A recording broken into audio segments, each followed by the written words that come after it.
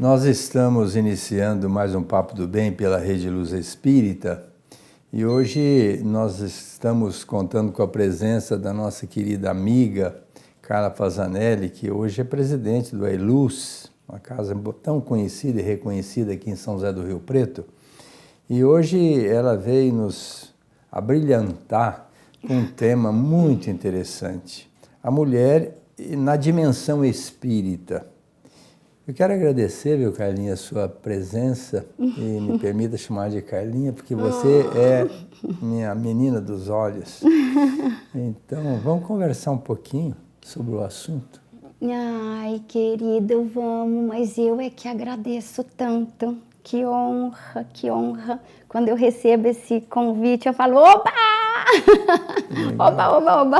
Que legal. E obrigada, viu? E então, vamos conversar um pouquinho? Vamos.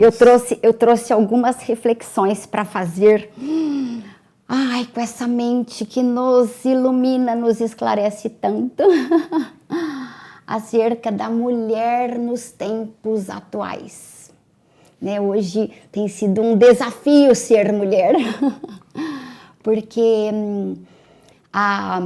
com a evolução da humanidade, o movimento feminista trouxe à arena a figura feminina e a mulher se vê hoje com muita força, né, com muita competência, com uma trajetória, né, a ser conquistada.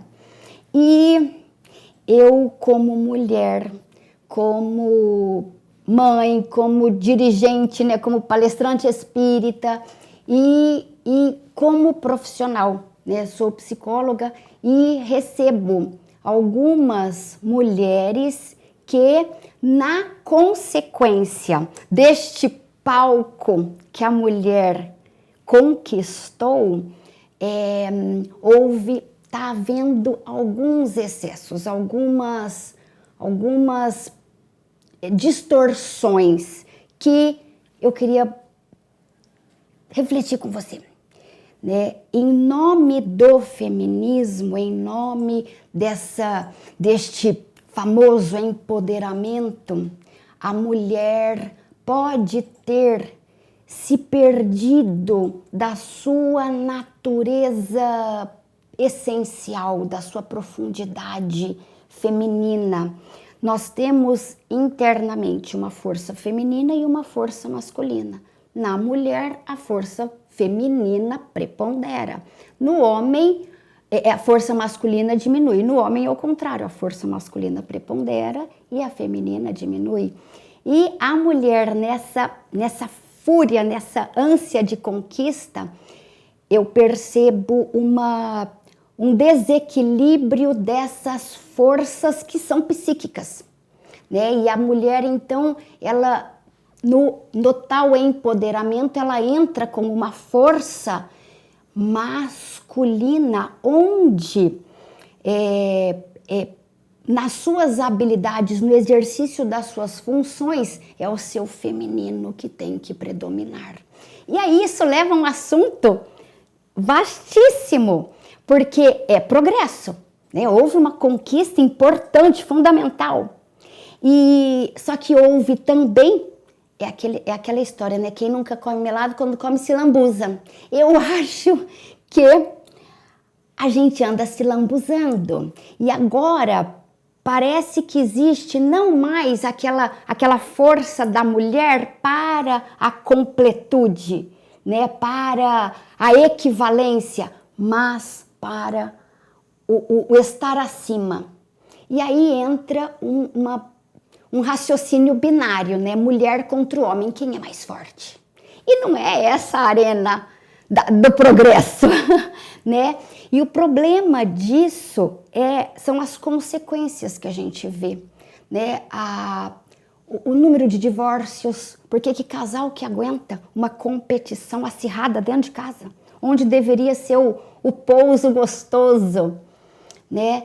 Então, divórcios assim, que poderiam ser administrados, casamentos que poderiam ser salvos, e corre pro divórcio, porque a mulher gosta de bater no peito e falar, eu não preciso de ninguém, eu não preciso de homem.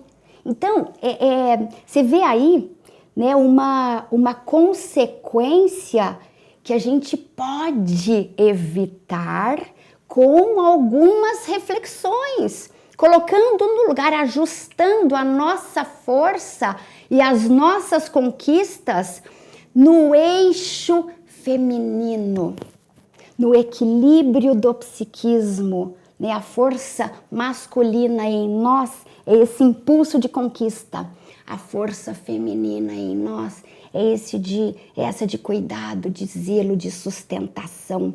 Essas duas forças em nós harmônicas fazem com que a gente agregue o homem e o traga para o lar, construindo assim uma família sólida, feliz, equilibrada, harmônica. E o contrário disso, bagunça, desagrega, é infelicidade, é desarmonia, é depressão, é angústia, né? E então, esse é o tema que eu trouxe. Então, que lindo, né? É bom para a gente fazer uma reflexão sobre esse aspecto da força psissexual, porque o Jung diz que nós somos meio homem, meio mulher. Tem uma força psissexual dos dois lados. E isso tende a se harmonizar. Vai chegar um dia em que a nossa força psissexual vai ser meio a meio. Metade mulher, metade homem, e aí fica uma harmonização definitiva. Mas, por enquanto, ainda há uma disparidade nessa força, exatamente porque, em tempos idos, a mulher era considerada pior do que animal. Consideravam até que ela não tivesse alma. Veja o tamanho da discriminação contra a mulher. Jesus foi, na história, talvez o primeiro feminista masculino, porque ele defendeu tantas mulheres que eram discriminadas pela sociedade, né? Maria de Magdala, Joana de Cusa e assim por diante. A história, como diz o João, todos os livros do mundo não conteriam as histórias do Cristo, né? Os feitos dele. Mas o Kardec, depois de muito tempo, na Revista Espírita, ele faz uma defesa da mulher. Também foi outro homem feminista, porque quando ele pergunta aos benfeitores se os direitos são iguais do homem e da mulher, e o benfeitor disse para ele, sim, os deveres são diferentes. A mulher tem um dever, o homem tem outro, mas os direitos são iguais. E ele pergunta depois, para dar uma ênfase, qual é a função mais importante, se é do homem ou da mulher? Aí pegou, né? Porque o benfeitor foi dizer, né, Carlos, que a função da mulher é muito mais importante que a do homem. A começar que nós nascemos através da mulher. Se ela não cuidasse de nós aí durante 9 meses e depois numa sequência, porque não para aí, nós não teríamos sobrevivido. Então a função da mulher é mais importante. Agora, a doutrina espírita, através do processo reencarnatório, vai nos dizer, não é, Carlinha, que nós nascemos muitas vezes como mulher e muitas vezes como homem, para adquirir experiências, colocar na nossa bagagem espiritual. Agora, a grande problemática é o que a Carlinha acabou de colocar. Não, eu sou mulher e aqui eu vou pegar pesado. Não, primeiro que ela não é mulher, ela está mulher. E o homem disse assim, não, eu sou homem, aqui comigo é assim, tem que rezar na minha cartilha. É outra absurdidade, porque ele está homem, mas ele não é homem. O espírito não tem sexo. Espírito é assexuado, o sexo é definido pelo corpo, e com o corpo vem os psiquismos adquiridos do pretérito e a carga hormonal que contribui. E lógico que a androsterona é uma coisa, o estradiol é outra coisa, e vai fazer com que a mulher tenha uma complacência diferente do homem e o homem da mulher. Mas o que vai ficar bem standardizado, né, Carla, é que nós somos seres espirituais, irmãos em caminhada, e só teremos uma igualdade definitiva, que é a perfeição. quando nós chegarmos lá, seremos todos iguais em todos os aspectos. Mas, por ora, ainda com as imperfeições espirituais, nós ainda estamos na condição de homem, discriminando a mulher, isso é bem da verdade, é uma realidade, até agindo ao extremo da violência com o homicídio, que é uma coisa absurda. E a mulher, lógico, buscando os seus direitos, que são iguais. E ela vai brigar, ela vai lutar pelo seu espaço. A grande problemática aí, que às vezes é que a Carlinha colocou, né? Vai com uma força desnecessária. E às vezes com a ignorância, achando que a vida é única, que eu sou mulher e eu tenho meu espaço e tem que acontecer. Calma. Esses homens que hoje estão fazendo absurdidades vão reencarnar como mulher lá na frente, sofrendo as mesmas consequências. E essa mulher também que acha que pode e manda, ela vai nascer homem lá na frente e vai ter também as mesmas consequências. Então a proposta da doutrina espírita é essa hegemonia psissexual, onde o homem vai se nivelar com a mulher no aspecto da fraternidade, da solidariedade, em tese do amor. E o gostoso disso é falar desse assunto com a luz da doutrina espírita. Porque aí dá uma abrangência. Quando a gente fala, quando eu trabalho com isso profissionalmente, eu sou muito limitada, né? Porque eu tenho que restringir aqui a teorias materialistas. Respeitar também o ponto de vista da outra pessoa. Né? Exatamente. Porque, acima de tudo, o direito de escolha, né? O livre-arbítrio. Então, né? Em primeiro ponto. Mas falar sobre isso à luz da doutrina espírita, dá uma margem de consolo que eu acho que hoje as mulheres, os homens, as famílias em geral precisam beber desse cálice, né? Precisam beber este alento que o Evangelho nos trouxe, que a doutrina espírita elucida. O mundo está passando por um progresso divino. Tá tudo certo. E eu tenho até medo quando eu falo isso, fala, Carla, você tá doida? Falar que tá tudo certo? Sim, está, porque esse barco não está à deriva. Tem um mestre, tem um condutor que não perdeu a mão. Ele sabe o que está fazendo. Então, o nosso negócio não é ficar julgando, avaliando, distendendo a nossa força até de revanche. Porque a mulher é o sexo frágil, porque a mulher está sendo oprimida. Calma, calma. Vamos para a arena defender a mulher com equilíbrio. Defender a mulher na sua natureza feminina, com as suas funções dentro do seu papel. Porque qual que é o problema disso? Se a gente condena o sexo frágil porque é frágil, ele perde também a leveza, a sensibilidade e o brilho do feminino. Então, como o doutor Aguinaldo falando, né? A gente está em ajuste. Antes eu fui homem, agora eu sou mulher. Será que como mulher eu também já não estou equilibrando os meus excessos de antes? E estou fazendo já um traçado para a próxima encarnação que eu virei na melhor qualidade de entrega equilibrada, substancial no amor, na completude do eixo família, homem, mulher, filhos. Quer dizer, a gente precisa colocar um olhar aberto e tranquilo, você não acha?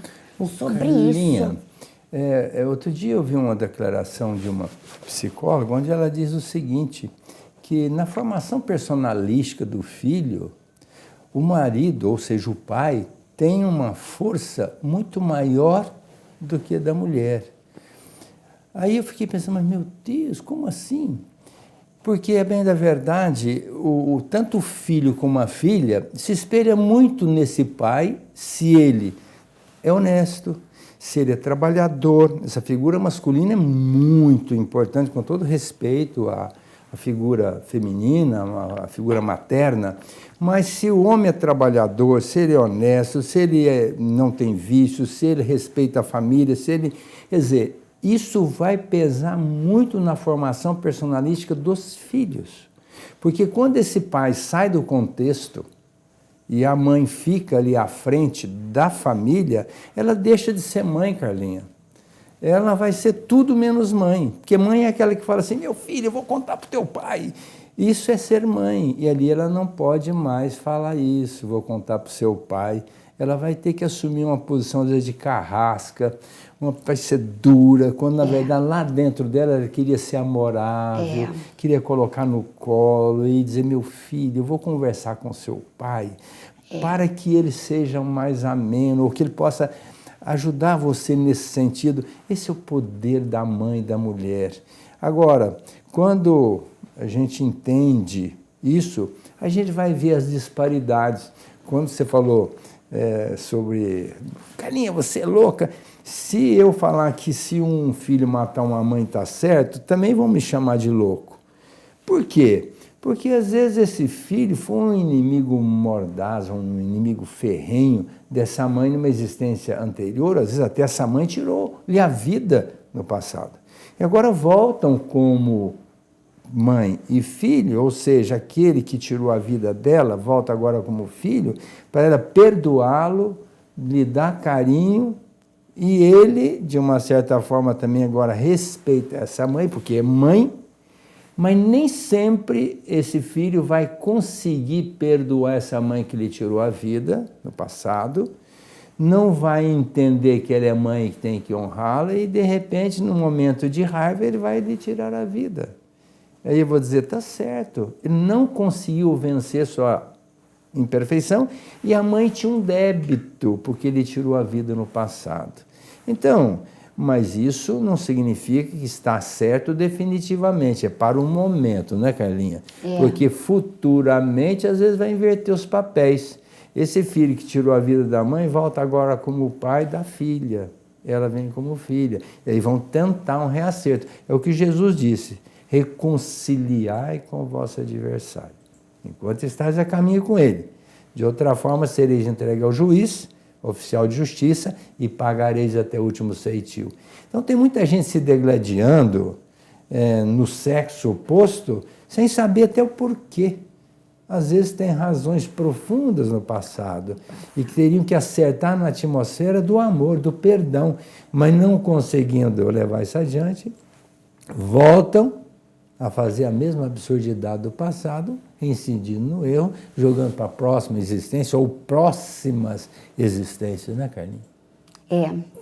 O olhar materialista, né, que a gente vive em mundo, né, filosofias, conceitos de mundo colocam essa diretriz de que tragédia, que absurdo, o mundo está perdido, meu Deus, nem acredito mais em Deus, senão não existiria esse caos. A gente escuta hoje isso. E ai, dói na alma, porque não é assim. Quando a gente não entende, coloca a culpa do não entendimento na nossa limitação e não no erro do divino. Que não tem, né? Que não tem. Né? Eu não posso conceber a inexistência de um Criador porque eu não o compreendo. É um absurdo isso. Então, do ponto de vista das reencarnações, isso está sendo nivelado, né? Deus ajusta, Deus acerta as coisas. Dá oportunidade, dá lá o ensejo da reparação, dá lá o amor. Pois é, então, não está errado, está tudo certo. E o que eu vejo mulheres hoje, por exemplo, mulheres que o marido desencarnou precocemente, né? Deixou ali a mulher, os filhos, e a mulher agora precisa cuidar ali de jornada dupla, né? Dentro e fora de casa. Essa duplicidade de papel para a mulher, ela é muito pesada. Ela é uma sobrecarga natural, né? Física, emocional, psíquica, ela é uma sobrecarga, porque ela tem que exercer as duas forças psíquicas simultaneamente. Né? Então, que hora que entra na sensibilidade, no eu quero um colo, eu preciso de um aconchego, ela tem que estar sempre forte. Nem tem com quem contar. Nem tem com quem, né? Ela perdeu. Então, quando existe uma conjuntura dessa familiar, a gente observa e vê ali as carências, as faltas, a dor da mulher. O meu olhar, né, que eu vim debater com esse nosso gênio, é quando a mulher faz opções deliberadas e fáceis sobre isso, né? Comprometendo o círculo familiar e assumindo agora, mudando a sua polaridade, né? Eu deixo o meu feminino e vou cuidar do masculino, porque eu tenho que fazer toda a gestão da casa, eu tenho que ser o pai, a mãe, né? Eu tenho que trabalhar, eu tenho que pagar conta, eu tenho que cuidar de filho doente, eu tenho que fazer tudo. Essa jornada dupla, opcional, é que nos traz, e eu recebo muitas mulheres nessa situação. E aí eu vou lá no núcleo de força, falo, peraí, o que tá pegando aí? Né? Por que tanta escolha difícil, sendo que você pode fazer uma escolha menos difícil? Convivência não é fácil, casamento traz muitos desafios. Né? A última vez que eu estive aqui, a gente falou de casamento. Só que estas dificuldades são muito menores do que a dificuldade de assumir a jornada dupla sozinha. Tudo para mostrar que eu dou conta, que eu me basto, que eu não preciso de ninguém. É aqui que está um desnível, um desequilíbrio que a gente precisa rever. As mulheres hoje precisam rever a postura, porque essa nossa postura está formando novas posturas. Hoje não é difícil a gente encontrar jovens, moças que falam, não, eu não vou depender de homem, eu não preciso de ninguém, eu não sei nem se eu vou casar, porque eu não quero saber de ninguém. Não quero nem ter filho. Não quero nem ter filho. Sabe, a pessoa condenou a sua natureza. E veja bem, pode ser escolha? Pode. E eu conheço mulheres que fizeram essa escolha consciente, saudável, ponderada e são felizes. Não gerou dividendos neuróticos, porque foi uma escolha suave para ela. O problema é quando a gente não faz essa escolha de coração. Quando essa escolha é imposta por uma filosofia que não enxerga o seu coração. Aí isso traz graves dividendos neuróticos, porque compromete a nossa entrega, o nosso destino, aquilo que eu vim fazer, que lá no fundo tem um chamado, mas eu não estou ligando para ele não, porque eu estou disposta a provar que eu me basto. E tudo que eu fizer neste formato não será suficiente para a minha felicidade. Eu vou me sentir sempre devendo, porque eu estou distante da minha missão, do meu papel existencial, do que eu vim agregar neste mundo de aprendizado, de crescimento, o que eu vim agregar ao espírito e não apenas à matéria. Né? E família é um conjunto, né, Carlinha? A gente sabe que tem situação inviável, em que não dá mesmo para conviver. A Joana de Anjos diz que quando há possibilidade de um crime passional, é melhor separar, não é? Mas a gente tem que fazer tudo para dar certo. A convivência é que nos leva a crescer. É ali que nós vamos aparar nossas arestas. Se a gente não desenvolver a capacidade de perdoar, de ter paciência, de ter tolerância, de ter abnegação, de ter indulgência, nós não estamos nos autoprotegendo. É o que a Carlinha acabou de dizer. A autoproteção é você desenvolver a sua capacidade de convivência fraterna. Porque nós nascemos todos para aprender vamos dizer assim, a conviver, a poder relacionar bem. Essa é a proposta de todo mundo, aprender a relacionar com o mundo. Quando a gente encontra um desafio, a gente tem que se aparatar para vencer esse desafio. E é isso que muitas das vezes o Cristo deixou claro: quem quiser me seguir, renuncie a si mesmo, pega a sua cruz e me siga.